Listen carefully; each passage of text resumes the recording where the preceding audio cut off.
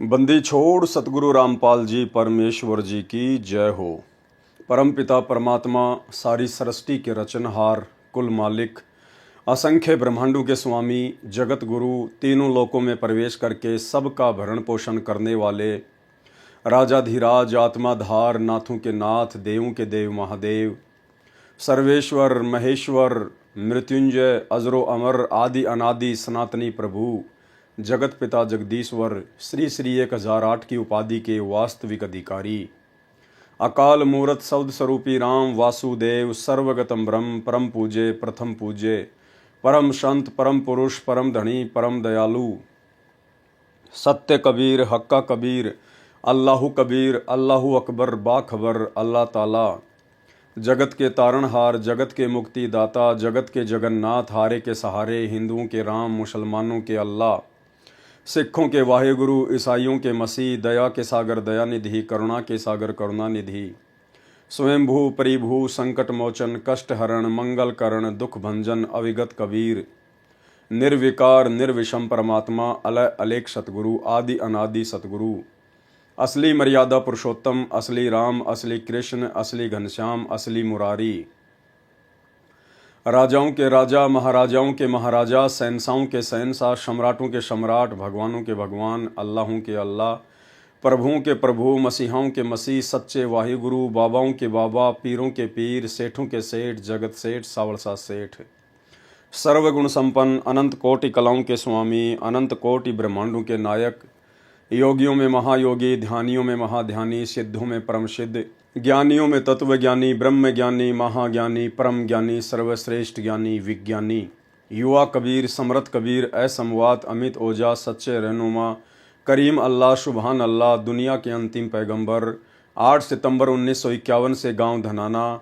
जिला सोनीपत, हरियाणा, भारतवर्ष की पावन भूमि पे प्रकट रियल कल की भगवान श्री नारायण साकार हरि, श्री बाबा साहेब स्वयंभू संत श्रोमणी सतगुरु रामपाल जी परमेश्वर जी के चरण कमल में साध संगति से जुड़े हुए देश विदेश से हम सभी सत्सेवक भाई बहनों का अनंत कोटि दंडवत प्रणाम। सत्साई भाई और बहनों, दया परमपिता परमेश्वर जी की, सारी सृष्टि के रचनहार सतगुरु रामपाल जी भगवान की, जिनकी विशेष वीआईपी रजा से, वीआईपी कृपा से आप और हम सभी भाई बहन साथ संगति से जुड़कर इस भक्ति मार्ग पर दृढ़ता के साथ अपने आत्म कल्याण के लिए गुरुदेव भगवान के आशीर्वाद से आगे बढ़ रहे हैं। भाई और बहनों, पवित्र पुस्तक धरती पर अवतार को लेकर वीडियो बनाने की श्रृंखला जारी है और इस पुस्तक पर आज हमारा ये 6 नंबर का पार्ट है और ये अंतिम पार्ट है।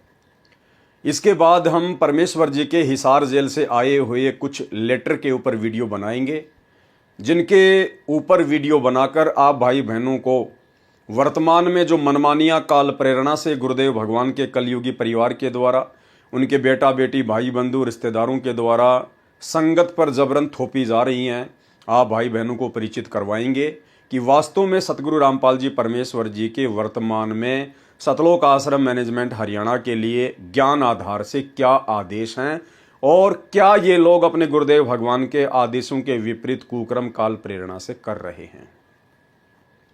तो आज हमारा ये लास्ट वीडियो है। वीडियो ज़्यादा लंबा नहीं होगा, लेकिन आज का वीडियो बहुत ज़्यादा महत्वपूर्ण है। भाई और बहनों, पिछले 30 वर्षों से सतगुरु रामपाल जी परमेश्वर जी ने अपने अनुयायियों को भक्ति मार्ग से संबंधित जानकारियां समझाने में, वो गूढ़ बातें, वो गूढ़ रहस्य समझाने में कोई कसर किसी प्रकार की नहीं छोड़ी है। देश काल और परिस्थितियों के अनुसार सतगुरु रामपाल जी परमेश्वर जी ने अपने भक्तों पर भक्ति पर लगाए रखने के लिए काफ़ी कुछ उनको हल्की फुल्की छूट भी दी, ताकि ये आत्मा किसी प्रकार से भक्ति मार्ग पर लगी रहे। और जब धीरे धीरे इनको ज्ञान होगा, सतगुरु की महिमा समझ में आएगी, भक्ति मार्ग समझ में आएगा, इस मनुष्य जन्म की प्राप्ति का मुख्य टारगेट समझ में आएगा, तो अपने आत्म कल्याण के प्रति चिंतित होकर फिर ये आत्मा संकेतों में भी समझने लग जाएंगी कि हमने किस प्रकार से भक्ति मार्ग पर अपनी रहनी करनी को दर्शाते हुए मोक्ष प्राप्त करना है। लेकिन भाई और बहनों, परमात्मा के इतने प्रयासों के बावजूद भी आज उनके 90% फॉलोवर उनके अंतर्मन की बात को नहीं समझ पा रहे हैं, गुरुदेव भगवान के संकेतों को नहीं समझ पा रहे हैं। और ये जो समय मोक्ष प्राप्ति का जो निकलता जा रहा है, ये बहुत बड़ा धोखा खाने की स्थिति में खड़े हैं। आज परमेश्वर ने विशेषकर सिख समाज के लिए इस पवित्र पुस्तक धरती पर अवतार के अंदर पेज नंबर 158 पर एक विशेष संदेश दिया है। जो सिख समाज आज भी अपनी सिक्खी को नहीं छोड़ रहा है। कौन सा सिख समाज? वो सिख समाज और उस सिख समाज से संबंधित लोग जो सतगुरु रामपाल जी परमेश्वर जी से दीक्षा लेकर सतगुरु रामपाल जी परमेश्वर जी को अपना वाहे गुरु बनाकर, अपना सतगुरु बनाकर और अन्य सभी गुरु साहिबानों को छोड़ चुके हैं, त्याग चुके हैं। सतगुरु रामपाल जी से उपदेश लेने के बावजूद व्यक्ति मानव धर्मी बन जाता है, वो सतगुरु रामपाल जी का शिष्य बन जाता है। फिर वो ना ही तो गुरु गोविंद सिंह जी का फॉलोवर रहता है, ना वो नानक जी का फॉलोवर रहता है, ना वो तेग बहादुर जी का फॉलोवर रहता है। और यदि कोई नादान व्यक्ति दो नावों की सवारी करता है, जैसे सिख समाज से होने के बावजूद सतगुरु रामपाल जी परमेश्वर जी को भी अपना सतगुरु धारण कर लिया और दूसरी तरफ सिख समाज की भी परंपराओं को निभा रहा है, तो उस व्यक्ति की हालत तो धोबी के कुत्ते वाली होती है, ना घर का ना घाट का। संत रामपाल जी से दीक्षा लेकर ना तो वो व्यक्ति पूर्णतया सिख समाज का सिख रहा और उस सिख समाज की उन पुरानी परंपराओं को ना त्याग कर, ना छोड़कर और वर्तमान में ना उपदेश लेने के बाद वो सही प्रकार से सतगुरु रामपाल जी भगवान का शिष्य बना, तो उसकी स्थिति तो धोबी के कुत्ते वाली है। तो आज जिन जिन भगत भाइयों की स्थिति धोबी के कुत्ते वाली है, यानी जो मेरे खुद के गुरु भगत भाई हैं, जो संत रामपाल जी के शिष्य भी हैं और सिख समाज की उन परंपराओं को भी निर्वाह कर रहे हैं, ढो रहे हैं, आज का वीडियो विशेषकर उन्हीं आत्माओं को डेडिकेट है। और अब वो समय निकल चुका है कि परमेश्वर आप जी को पुचकार पुचकार के, सहला सहला के भक्ति मार्ग पर लगाएंगे। अब ये फाइनल स्टेज का समय है, फाइनल स्टेज आ चुकी है। अब यहां किसी के साथ कोई यारी दोस्ती रिश्तेदारी सतगुरु रामपाल जी भगवान निभाने वाले नहीं हैं। उन्होंने जो कुछ अपने भक्ति मार्ग के विषय में, आत्म कल्याण के विषय में बताना था, खुलकर बता दिया। और यदि अब आप पूर्णतया अपने गुरुदेव भगवान के प्रति समर्पित होकर भक्ति नहीं करेंगे, तो भाई धोबी के कुत्ते वाली स्थिति से आपको फिर कोई बाहर नहीं निकाल सकता। तो आज का वीडियो उन भगत भाई बहनों के लिए जो ना तो असल में सिख हैं और ना असल में सतगुरु के शिष्य हैं। भाई और बहनों, जब हम नाम दीक्षा प्राप्त करते हैं, विशेषकर सतनाम की नाम दीक्षा जो कि 2 मंत्र का है, उसके बाद गुरुदेव भगवान हमें कुछ नियम बताते हैं, 34-35 नियम बताते हैं सतनाम की दीक्षा में। और उस समय गुरुदेव भगवान हमें मर्यादाओं का एक पर्चा देते हैं, हमें मर्यादाओं का एक पर्चा भी देते हैं जिसमें 35 नियम लिखे होते हैं। जैसे सत्य नाम प्राप्ति के लिए तथा प्राप्त करने के बाद आवश्यक नियम, जिनमें से एक भी नियम खंड नहीं करना है। यदि निम्न नियमों का पालन नहीं कर सकते तो सत्य नाम ना लें। यहां पर ये नियम नंबर 9 है, 9 नंबर मर्यादा।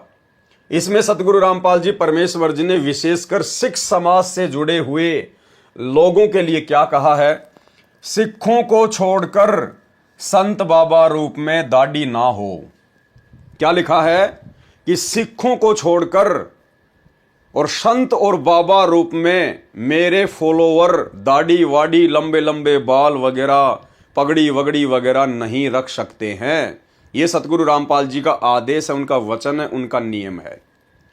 लेकिन इस 9 नंबर नियम को भाई और बहनों, तमाम सिख लोगों ने जो सतगुरु से दीक्षा प्राप्त कर चुके हैं, उन्होंने इस नियम को उल्टे रूप में ले लिया। वो इस नियम की गहराई को समझ नहीं पाए और उन्होंने सोच लिया कि हमें तो सतगुरु रामपाल जी ने, यानी हमारे गुरुदेव भगवान ने, लंबी लंबी दाढ़ी रखने की छूट दे दी है, सर पर पगड़ी रखने की छूट दे दी है, हाथ में वो कड़ा पहनने की छूट दे दी है, छोटी सी 6 इंच की वो कृपाण रखने की छूट दे दी है। नहीं, आप इस 9 नंबर नियम को समझ नहीं पाए और ना समझ पाने के कारण ही आज तक आप जी धोबी के कुत्ते वाली स्थिति में खड़े हैं, सतगुरु रामपाल जी के शिष्य होने के बावजूद। सतनाम प्राप्ति के बाद ये 9 नंबर का नियम क्या कहता है? दास बहुत पहले एक पूरा वीडियो इस विषय पर बना चुका है। आपको छोटा सा वो वीडियो दास दिखाना चाहेगा 4-5 मिनट का, जिसमें विशेषकर दास ने इसी 9 नंबर के नियम के ऊपर सिख समाज से जुड़े हुए सतगुरु रामपाल जी परमेश्वर जी के फॉलोवर के लिए बनाया था। तो पहले आप सुनिए ये छोटा सा वीडियो और समझिए नियम नंबर 9 को, और उसके बाद फिर सतगुरु रामपाल जी परमेश्वर जी ने इस पुस्तक धरती पर अवतार के अंदर सिख समाज से जुड़े हुए अपने भक्तों के लिए क्या कुछ दिशा निर्देश दिए हैं, आपको वो भी बताए जाएंगे। सुनिए।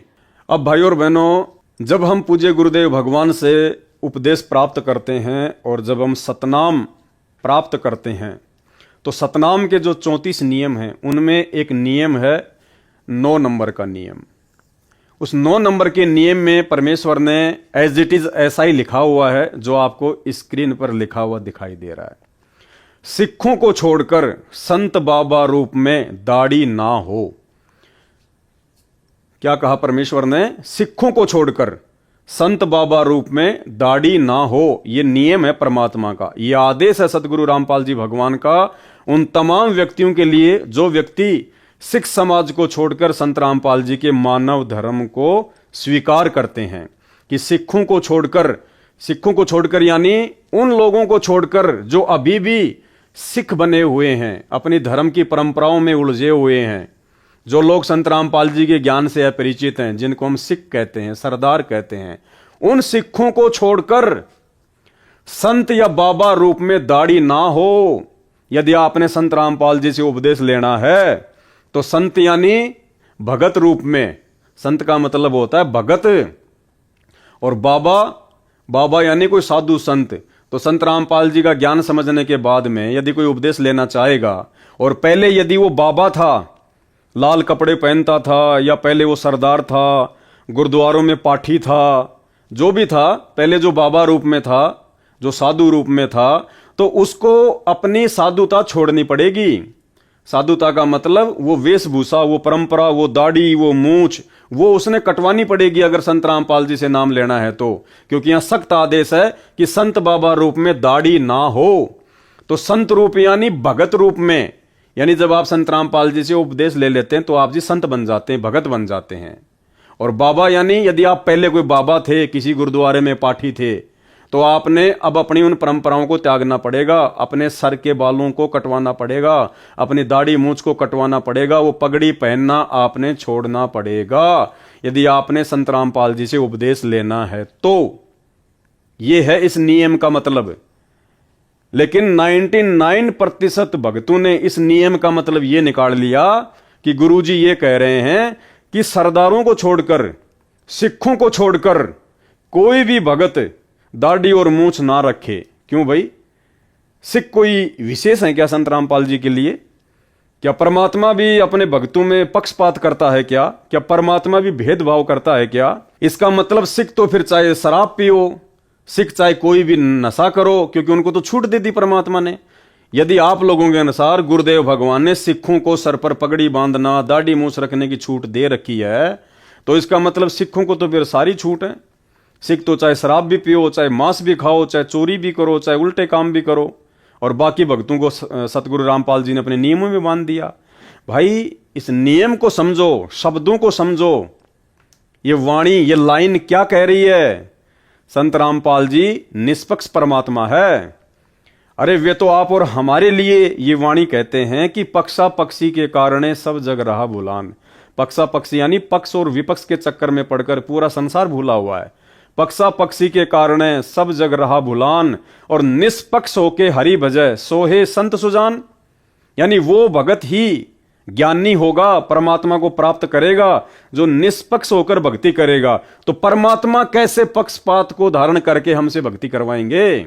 अगर भगत के लिए निष्पक्ष होने का आदेश है तो इसका मतलब परमात्मा तो हमसे पहले निष्पक्ष हैं, और वो निष्पक्ष परमात्मा फिर सिखों को नाम उपदेश लेने के बाद पगड़ी पहनना, दाढ़ी मूछ रखने की इजाजत कैसे दे सकते हैं? तो वाणी का जो अर्थ है वो ये है कि सिखों को छोड़कर, यानी उन व्यक्तियों को छोड़कर जो अभी भी सिख धर्म को अपना रहे हैं, जो अभी भी संत रामपाल जी के ज्ञान से, उनकी भक्ति से दूर हैं, उन सिखों को छोड़कर संत बाबा रूप में दाढ़ी ना हो। यदि आप सिख समाज से हैं और आपने संत रामपाल जी का संत बनना है, उनका भगत बनना है, तो आपने अब उन परंपराओं को त्यागना पड़ेगा। आपने दाढ़ी वाड़ी को कटवाना पड़ेगा, पगड़ी वगड़ी पहनना आपने छोड़ना पड़ेगा। ये है, यहां संत रामपाल जी ने कहा कि सिखों को छोड़कर, ये नहीं कहा कि सिख भक्तों को छोड़कर, ये शब्द नहीं कहे उन्होंने, खाली कहा सिखों को छोड़कर, ना कि सिख भक्तों को छोड़कर।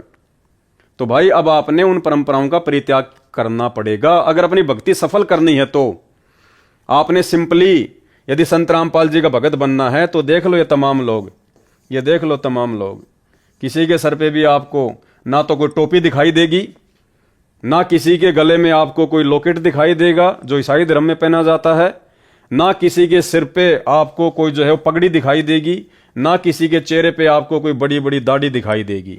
जबकि ये तमाम लोग, इनमें से कोई हिंदू भी है, कोई मुसलमान भी है, कोई सिख भी है और कोई ईसाई भी है। तो ये व्यक्ति हैं असल में संत रामपाल जी के फॉलोवर। ये हैं वो व्यक्ति जिन्होंने पहले वाले तमाम धर्मों की तमाम परंपराओं को परित्याग कर दिया, जिन्होंने पहले जिस भी धर्म से जुड़े हुए थे उन तमाम पहचान को इन्होंने मिटा दिया, और संत रामपाल जी के मानव धर्म से जुड़ने के बाद इन्होंने अपने ऊपर मानव धर्मी का ठप्पा लगा लिया। ये हैं संत रामपाल जी के फॉलोवर, जो संत रामपाल जी जैसे ही दिखाई दे रहे हैं। परमात्मा कहते हैं कि गुरु को कीजिए दंडवत और कोटि कोटि प्रणाम, और कीट न जाने भृंग को गुरु कर ले आप समान। सतगुरु ने इन सब भक्तों को ज्ञान देकर अपने समान कर लिया, अपने जैसा बना लिया इन सबको। इनमें और सतगुरु रामपाल जी भगवान की वेशभूषा में आपको किसी भी प्रकार का कोई भी डिफरेंस नजर नहीं आएगा। ये सभी धर्मों के लोग बैठे हुए हैं, लेकिन आप देख सकते हैं किसी भी व्यक्ति की पहचान पहले वाले धर्म नहीं है, ये सब मानव धर्मी हैं। संत रामपाल जी जैसे एक आम नागरिक की तरह आपको दिखाई दे रहे हैं। तो भाई और बहनों, नियम नंबर 9 का वीडियो आपने देख लिया। अब शक और संदेह की कोई भी गुंजाइश नहीं होनी चाहिए। आपको भली बात ही समझ में आ गया होगा कि नियम नंबर 9 के माध्यम से सतगुरु रामपाल जी परमेश्वर जी ने सिख समाज से जुड़े हुए किसी भी व्यक्ति को उनसे दीक्षा प्राप्त करने के बाद सर पे पगड़ी रखना, लंबी लंबी दाढ़ी रखना, किसी भी चीज की कोई छूट नहीं दी है, क्योंकि संत रामपाल जी समदृष्टि हैं और पिता अपने बच्चों में किसी प्रकार का कोई भी भेदभाव नहीं करता है। अगर इन्होंने सिखों को पगड़ी पहनने या दाढ़ी रखने के लिए छूट देनी होती तो भला फिर मुसलमान धर्म के लोगों से संत रामपाल जी की क्या दुश्मनी है। मुसलमान धर्म के लोगों को भी वो छोटी छोटी दाढ़ी और मूछ साफ रखने की छूट दे देते, सर पर टोपी रखने की छूट दे देते, लेकिन ऐसा उन्होंने नहीं किया। लेकिन यहाँ पर लोग इस नियम को समझ नहीं पाए। वो छोटा सा वीडियो देखकर उम्मीद करूंगा आपने नियम को समझ लिया होगा। अब आगे सतगुरु रामपाल जी परमेश्वर जी ने क्लियर कट सिख समाज से जुड़े हुए अपने आधे अधूरे फॉलोअर्स को क्या आदेश दिया है। आधा अधूरा दास इसलिए कह रहा है कि सतगुरु रामपाल जी से उपदेश लेने के बाद, सतगुरु रामपाल जी को अपना वाहे गुरु बनाने के बाद, यदि इनके फॉलोअर सिख समाज की परंपराओं को भी ढो रहे हैं, सिख समाज की परंपराओं में भी घुसे हुए हैं, उन्हीं पुरानी रीति रिवाजों को फॉलो कर रहे हैं, तो ना तो वो सिख समाज के लायक हैं और ना वो सतगुरु रामपाल जी के लायक हैं। वो तो धोबी के कुत्ते वाली स्थिति में खड़े हैं। तो ये पुस्तक धरती पर अवतार संपूर्ण, इसका पेज नंबर 158 है और इसमें नीचे की तरफ परमात्मा ने यहां पर लिखा है, सिख समाज से जुड़ी हुई बहुत सारी बातें परमात्मा ने लिखी हैं जो हमारे विशेष मतलब की हैं, जिसके लिए परमात्मा दास को वीडियो बनाने के लिए प्रेरित करते हैं, निमित्त बनाते हैं। केवल कट टू कट बात ही की जाएगी, फालतू में आप और हमारे पास में समय बर्बाद करने के लिए नहीं है। तो सिख समाज के बारे में जब परमात्मा ने बहुत सारी बातें बताई, सिख समाज की पुस्तकों में लिखी हुई दिखाई, गुरु ग्रंथ साहिब में लिखा हुआ दिखाया, जन्म साखी भाई बाले वाली में लिखा दिखाया, तो उसके बाद कुछ एक लोगों के सवाल हैं सतगुरु रामपाल जी से। और उन्होंने क्या सवाल किया कि भाई हम आपसे दीक्षा तो ले लेंगे, हम आपसे नाम उपदेश तो ले लेंगे, लेकिन हमारी कुछ नियम हैं, हमारी कुछ मर्यादाएं हैं जो हमारे पहले के गुरु साहिबानों ने लागू की थी।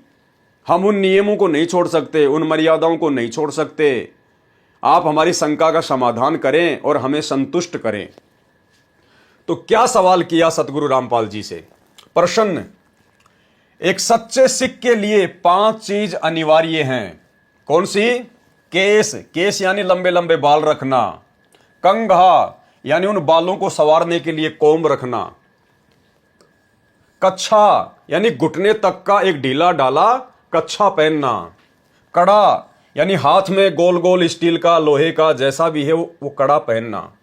कृपाण यानी तलवार। इस विषय में आपके क्या विचार हैं? सतगुरु रामपाल जी से पूछा गया है कि ये हमारे धर्म की कुछ परंपराएं हैं, इस विषय में आप जी हमें किस प्रकार से संतुष्ट करना चाहेंगे? क्या आप जी से उपदेश लेने के बाद, आप सतगुरु रामपाल जी को अपना सतगुरु धारण करने के बाद, अपना वाहे गुरु बनाने के बाद, क्या ये चीजें हमें पहननी आवश्यक हैं? उत्तर दिया सतगुरु रामपाल जी परमेश्वर जी ने संत रामपाल दास का, यह 5 वस्तुएं एक सिंह के लिए अनिवार्य हैं, न कि एक सिख के लिए। क्या कहा सतगुरु रामपाल जी ने? भाइयों और बहनों, एक एक शब्द को पकड़ के चलना, ज्यादा लंबा वीडियो नहीं है। अगर वास्तव में आपने अपनी भक्ति सफल करनी है, यदि आप सिख समाज से संबंधित हैं और सतगुरु रामपाल जी से उपदेश प्राप्त कर चुके हैं, तो आपके लिए महत्वपूर्ण है ये। अन्य जो सिख समाज से जुड़े हुए लोग हैं, उनके लिए ये वीडियो नहीं है। वो चाहे अपनी लंबी लंबी दाढ़ी रखें, चाहे वो वो पगड़ी पहने, चाहे अपनी परंपराओं को फॉलो करें, हमें उनसे कोई लेना देना नहीं है। लेकिन सतगुरु रामपाल जी के पंथ में आकर आपने फिर उन परंपराओं को त्यागना पड़ेगा, अन्यथा आप जी ना घर के ना घाट के। तो क्या कहा सतगुरु रामपाल जी ने? ये 5 वस्तुएं एक सिंह के लिए अनिवार्य हैं, न कि एक सिख के लिए। अब सिंह और सिख में रात दिन का अंतर है। जो 5 वस्तुएं बताई गई हैं, जो सिख समाज में वर्तमान में प्रचलित है, गुरुदेव भगवान कह रहे हैं कि ये 5 वस्तुएं एक सिंह के लिए अनिवार्य हैं, ना कि एक सिख के लिए। सिख का मतलब क्या होता है? शिष्य। सिख कोष्टक में लिखा है शिष्य। सिख उसको कहते हैं जिसने कोई वक्त गुरु बना रखा हो। सिख किसे कहते हैं? सिख यानी शिष्य, जिसने कोई वक्त गुरु बना रखा हो। वर्तमान में जिसका गुरु जिंदा हो उसको कहते हैं शिष्य। सिख अर्थात शिष्य उसको कहते हैं जिसने कोई वक्त गुरु बना रखा हो, यानी प्रेजेंट में जिसका कोई गुरु हो, जैसे आप और हमारे वक्त गुरु सतगुरु रामपाल जी हैं। उसके लिए यह अनिवार्य है। क्या क्या अनिवार्य है? यानी जिसने वर्तमान में अपना कोई वक्त गुरु बना रखा हो, और जो शिष्य हो उसके लिए वो 5 वस्तुएं अनिवार्य नहीं है। वो सर पे पगड़ी, लंबी लंबी दाढ़ी, मूछ, वो कृपाण, वो कंगा, वो केस, वो शिष्य के लिए अनिवार्य नहीं है, जिसने अपना कोई वक्त गुरु बना रखा हो। जैसे सिख समाज के लोगों ने सतगुरु रामपाल जी को अपना वक्त गुरु बना रखा है, तो गुरुदेव कह रहे हैं उन शिष्यों के लिए, उन सिखों के लिए जिन्होंने सतगुरु रामपाल जी को अपना वक्त गुरु धारण कर रखा हो, उनके लिए वो 5 चीजें अनिवार्य नहीं है। उनके लिए क्या अनिवार्य है? उनके लिए ये अनिवार्य है। क्या क्या? नंबर 1, शराब ना पिए। नंबर 2, मांस ना खाएं, तंबाकू सेवन ना करें। नंबर 4, चोरी ना करें। नंबर 5, जारी यानी पर स्त्री गमन ना करें। जो वस्तुएं आप अनिवार्य कह रहे हो, कौन सी वस्तुएं? वो 5 वस्तुएं जो वर्तमान में सिख समाज में चल रही हैं। पगड़ी, लंबी लंबी दाढ़ी मूछ, हाथ में वो कड़ा, छोटी सी तलवार, कंगा और वो कच्छा। गुरुदेव क्या कह रहे हैं?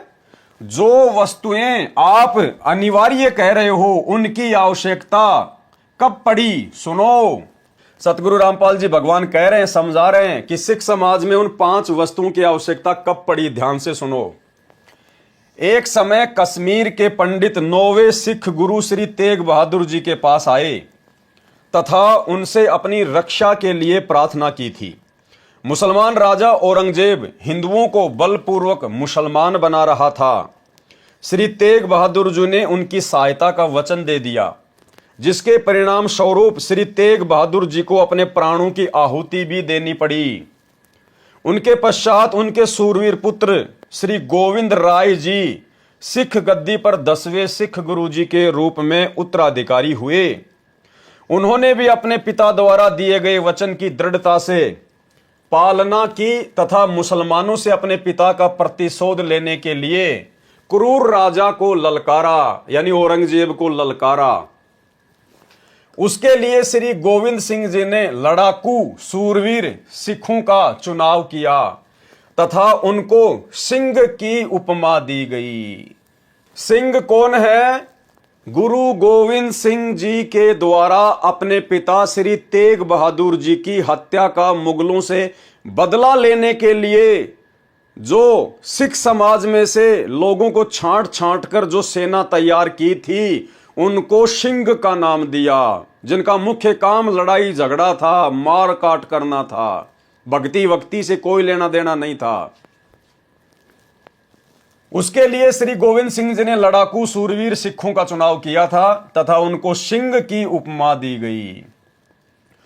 उनके लिए उपरोक्त वस्तुएं अनिवार्य बताई गई थी। उन सिंहों के लिए गुरु गोविंद सिंह जी ने जो फौज तैयार की थी लड़ने के लिए, उन लोगों के लिए वो 5 चीजें अनिवार्य की गई थी उस समय, जो उस समय अति आवश्यक थी, क्योंकि उस समय उनकी आवश्यकता थी।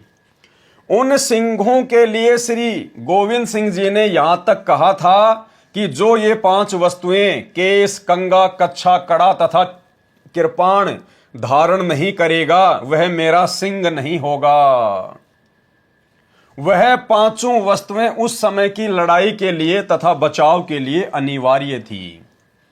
वर्तमान में यानी इस प्रेजेंट समय में, वर्तमान में इनकी आवश्यकता नहीं है। जैसे मुसलमान लोग कभी भी सिंहों पर आक्रमण कर देते थे, उनसे निपटने के लिए केस, कड़ा तथा कृपाण, कच्छा तथा कंगा कैसे अनिवार्य थे? नंबर 1, केस यानी बाल। सिर पर केस अधिक होने से लाठी तथा कृपाण के वार से बचाव होता था। नंबर 2, कंगा क्या काम आता था? बालों को संवारने के लिए कंगा अनिवार्य था। नंबर 3, हाथ में पहने जाने वाला वो कड़ा, वो क्या काम आता था? कड़ा भी अचानक आक्रमण होने पर ढाल की तरह अड़ाने के लिए काम आता था। और नंबर 4 पे है वो कच्छा, घुटनों तक का कच्छा अर्थात अंडरवियर तथा उसके ऊपर एक चद्दर पहनना अनिवार्य था। लड़ाई के समय चद्दर को सिर पर पगड़ी के स्थान पर बांध लेते थे तथा कच्छा दौड़ने चलने में सुविधाजनक था।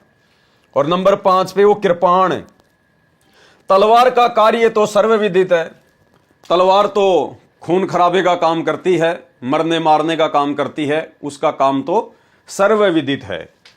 ये उपरोक्त 5 वस्तुएं उस समय अनिवार्य थी जब सिखों व मुसलमानों का झगड़ा हो रहा था। हिंदू तथा सिख धर्म की रक्षा के लिए श्री गोविंद सिंह जी ने अपने दोनों पुत्रों को बलि चढ़ा दिया तथा अपने प्राणों की भी आहुति दे दी। मुसलमान बनना हिंदुओं के लिए क्यों गवारा नहीं था? यानी जबरदस्ती औरंगजेब जो हिंदुओं को मुसलमान बनाया करता था, तो हिंदू लोग मुसलमान क्यों नहीं बनना चाहते थे? क्या कारण था? क्योंकि मुसलमान मांस खाते थे तथा मुसलमान धर्म को स्वीकार करने वाले के लिए मांस खाना अनिवार्य था, जो हिंदुओं और सिखों को नापसंद था।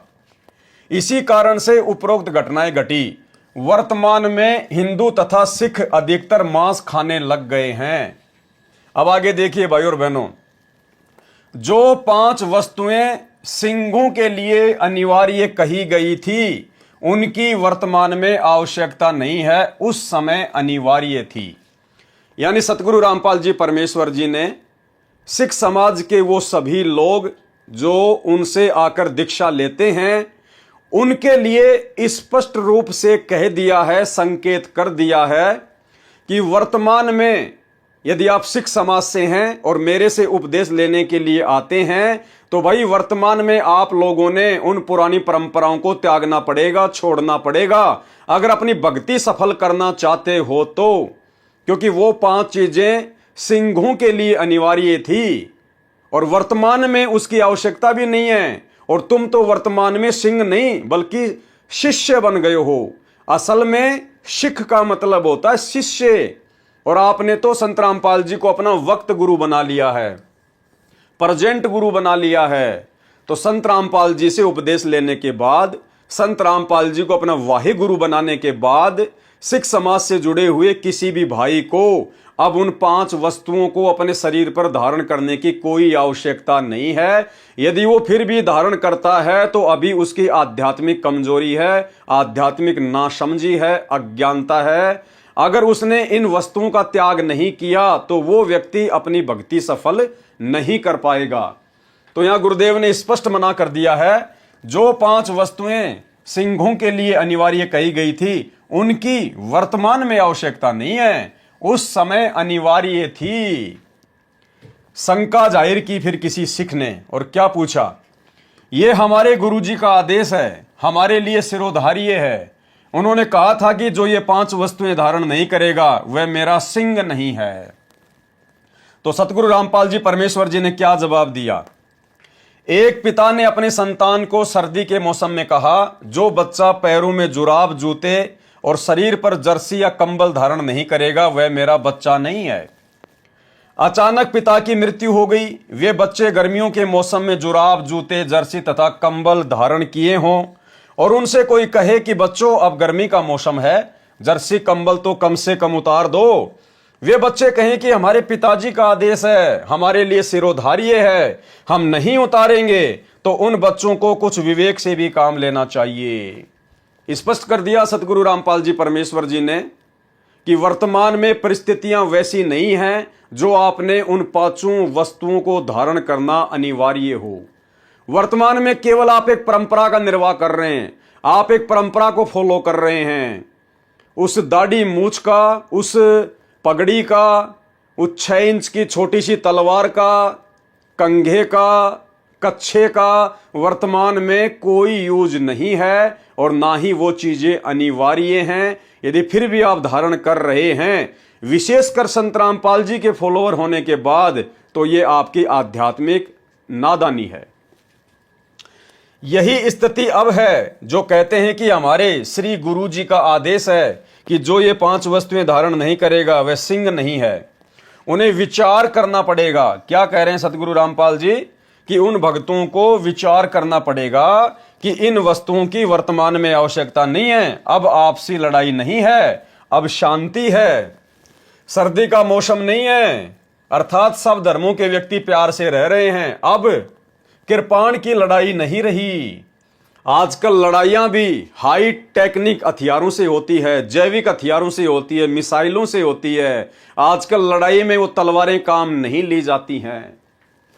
केस तथा कड़े से भी कोई बचाव वर्तमान की लड़ाई में नहीं है। अब सामने वाला AK-47 से गोली मारेगा तो भाई कैसे तो आपकी वो तलवार आपका बचाव कर लेगी, कैसे वो कड़ा आपका बचाव करेगा, कैसे आपकी वो पगड़ी आपका बचाव करेगी। केस तथा कड़े से भी कोई बचाव वर्तमान की लड़ाई में नहीं है। पहले जो कृपाण होती थी वो 3-4 फुट की लंबी होती थी। वर्तमान के सिंह 6 इंच की छुर्री नुमा कृपाण लटकाकर सिंह बने हैं। यह केवल परंपरा बनकर रह गई। क्या कह रहे हैं सतगुरु रामपाल जी। जो लोग सिख समाज से संबंधित हैं, सतगुरु रामपाल जी से उपदेश प्राप्त कर चुके हैं और अपनी उन पुरानी परंपराओं को नहीं त्याग रहे हैं, 2 नावों की सवारी कर रहे हैं, ना घर के ना घाट के, उन लोगों को ध्यान से यह बात समझनी चाहिए। यह केवल परंपरा बनकर रह गई है, केवल एक रिवाज बन के रह गया, परंपरा बन के रह गई। और गुरुदेव भगवान संध्या आरती में कहते हैं, छोड़ देना पछलियों की रीत सतगुरु तारेंगे।